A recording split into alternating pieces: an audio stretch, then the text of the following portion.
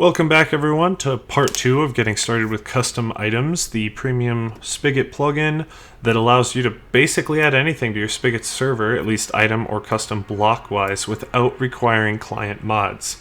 We're going to pick up where we left off last, which was I'm running this server kind of off of this drive here. And after working with some of the example files, we had gone into custom items and had dropped our first purple apple item in. We had gone in, we saw that we kind of had this apple, but it didn't really do anything interesting. So today we're digging back into the YML file for our original purple apple. And now we're going to start adding some other features that we can do with it.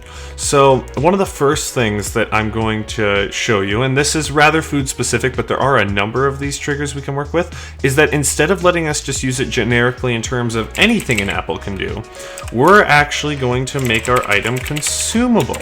Now, where did that come from? This actually came from the wiki. I know it's hard to navigate, but I'm working towards kind of help showing off all of the different elements of what items can do. So slowly but surely you're going to find all these different categories of stuff, such as consumable, or maybe it's a projectile or something that can shoot projectiles, or there's a lot of kind of broader categories that your items can have, and one of those is consumable. It's a food item. The only difference between using this and this is that having it used generically means that it contains all the attributes of being an apple in this example. Whereas consumable means that it only contains the consumable attributes of being an apple. Now, to be honest, data-wise or practically wise, that is not really a huge difference because the Minecraft apple doesn't have any other uses besides eating. So from like the practical perspective, these are actually basically doing the same thing. I could have true in either one of these, but I thought I'd showcase that you could make an item consumable, especially if you made an item from scratch without a base material. This is what you would use to then tell Minecraft that whatever item you're building is consumable. So if you were making a custom item completely from scratch, not based on an item such as an apple, this would be what you would do to make it a food item and nothing else. Whereas this would make it it would let Minecraft attempt to use it for everything. So it's better to stay specific to avoid any accidental bugs or additional features that you didn't add. You want control over the features you're adding. So then the very next thing we're going to do is I'm going to introduce you to finally the thing we've all been waiting for, which is handlers, actions, making your item do something that you told it to do. And typically I would copy this from some sort of other file. Here's an example, Magic Stick. This was one of the older example files. Lots of mess here. There's you can see there's an attempt of kind of the hashtag commenting documentation here. There's a lot going on. The only reason I throw this up really quick is so that you can see that it's not that I've mastered this plugin or anything like that. I just reverse engineered kind of the different actions and the formatting from these example downloadable files. I reverse engineered that and then just kind of copied the format and got it working. But here's the general format. We're talking about handlers. A handler is something that we would be not only testing for or sensing an action, but then what do we do with said action? There are a lot of handlers. They all show up kind of on that wiki. In fact, let me actually pull that up quick. There we have it. Sorry about that. We have our custom items wiki here, and we are on the handlers and actions page. Comes from right here, adding triggers and actions. So the very first thing that we're looking at is all these handlers. And the nice thing with this documentation is that, to be honest, most of these are pretty straightforward. You don't have to think very hard to kind of guess what these handlers are actually controlling. But some of them do take a bit of trial and error to kind of figure out what we're going for. The one that we're going to be going for our purple apple is consume. It is a food item, and while we could use stuff like right click, because the player does right click to eat, the difference is we'd have to get very picky on, what happens when they're right clicking up into the air? What if they're right clicking a block specifically? We'd have to accommodate all of that. Whereas consume, as long as we know it is a consumable food item, will accommodate just whenever a player eats an item. So let's use that right away. I'm going to drop that away again. So our handler right here, there's no special thing. We're just going to write exactly as it showed up on the wiki. So if we did want to use something like right click, it would actually look exactly like it does right here on kind of that list of handlers. That's all we're doing here, followed by a colon. Sorry, not consumer, consume. A typo like that would immediately throw an error when you run it, and instead of anything crashing or breaking, custom items will just not load your item, and it will actually identify, you know, let's say you have some whack typo like this, it'll say, it'll locate, hey, purple apple has a problem with this handler, it says consumer, I don't know what that is. And then you'll be able to trace that back and go, oh wait, it's supposed to be consume. So when the player consumes, what do? Well, and you'll notice we're kind of indenting 2 spaces every time. So we've done inside consume, we're nesting this 4 spaces in. This is where the next thing we could do is conditions, such as, let's say if player XP, or if player has item, if player health, that kind of thing. We've got a lot of ifs that we could do. One of the other examples would be, I'm looking through here, like if game mode. I mean, there's a lot of conditionals that you could use. So let's say if game mode. And if we're working with if game mode, let's click that one to see what that looks like quick. It's going to be a string. What will it be? Well, we might do something like survival. Now, to be honest, no one in creative is going to be eating this stuff, so that's where you would put a conditional. We won't work with that yet. You'll see some more advanced tools working with that later. For now, we are going to focus on just when a player just typically consumes it. Since there's no more conditionals we have to work with, we're going to list off the actions. Nested inside of actions, 1, 2, 3, 4. We're going to nest it another 2. We start our first action with simply a dash. That's all we do. And then, and finally, 1, 2, 3, 4, 5, 6, 7, 8. Nested within that dash, we can define an action for it to do, as well as 8 dashes in. Usually the action would have some sort of amount or other rule. You can see per action on the wiki. The first action that we're going to use is add food. This is going to increase the player's hunger bar a set amount. Now, little side note here that's a little bit tricky. Because we're building this off of an apple, and because the apple is consumable, the Minecraft client and the Minecraft server both think that the player actually ate an apple. So, to give you kind of the visual here, an apple has the add food value of 4. Sorry, 2, because it's 1 half, 2 half, 3 half, 4. It fills 2 whole hunger bar points. It also adds saturation. And that happens to do it in vanilla Minecraft an amount of 2.4. So this is a vanilla apple right here.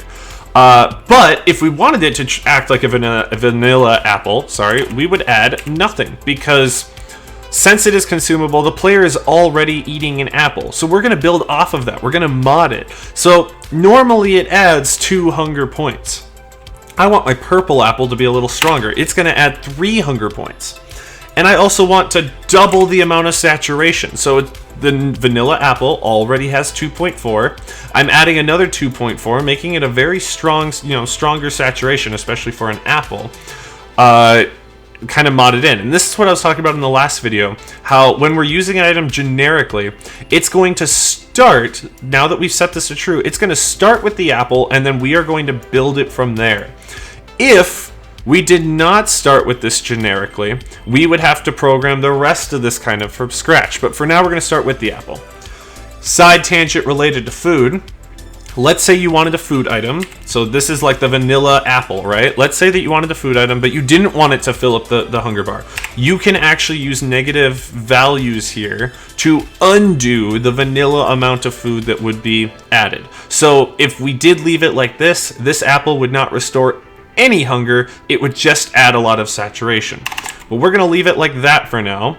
We're going to save it as our purple apple item, and we're going to see what that actually looks like. We want to make sure that, hey, look, it's actually functioning. So we're going to pull over our server again. We're going to do custom items, reload. We're going to hop into the server. Got all sorts of stuff going on. As you can see, I'm still a little hungry, but let's make me even hungrier, right? Oh man, so hungry. Just Yeah, just really working up an appetite here. So the first thing I'm going to do to show this off is that I'm going to give myself a single normal apple, so that you can kind of see what I'm talking about right here. We've got our vanilla apple going on. A vanilla apple usually gives a bit of saturation and also fills in 2 of those little hunger points right there. You see those? Well, now I'm going to custom items give myself a purple apple. You'll notice this is a purple apple from a Lost Era. That's what we built last time. But now that we've added some special actions, we want to make sure that this actually fills even more hunger than a typical apple did. So I'm waiting for my hunger bar to get farther down. We eat our custom apple, and wow, it gave us that 1 more point. Oh, sorry, I guess I'll correct myself. Back here. This is 1 point per half hunger meter, so a full hunger meter addition would be 2, which means that the vanilla apple is actually 4. So we're going to add 2 to make that a total of 6 hunger restored. I'm going to then poison myself for... There we go. Just kind of work up another big appetite so that I can give myself a few of these custom purple apples so that we can now see how that goes. Now, I've changed it in the file, but in order for it to change on the server, I'm going to have to custom items reload again. So now those changes that I made in the file are wrapped up in the server. Give myself some more hunger. And so now this should heal a total of 6 hunger points, but also give a lot of saturation. That's why it's taking longer for my hunger to wear away. So this should fully heal me. And there you go. Now we've made a completely custom food item. Custom in terms of we can modify how much hunger it heals, how much saturation it heals, and we can kind of navigate those elements of it. But let's say you want to go a little farther. Let's say you're like, okay, I want my... I want this item to do something completely new.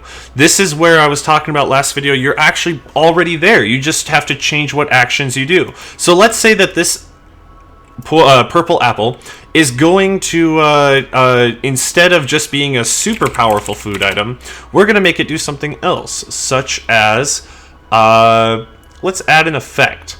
And we can reference potions for this. That's probably good. We don't want to, have any typos. But the very first thing we're going to do, we're going to use that action. So that is going to be player add effect. We can kind of see a nice example here. Not a lot of these have documentation, but this guy does.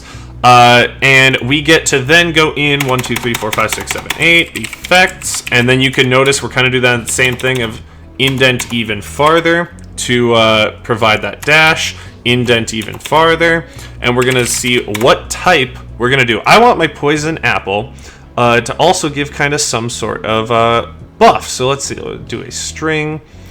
Oh man, I really thought that this would, there we go. Potion type list. That's what I wanted.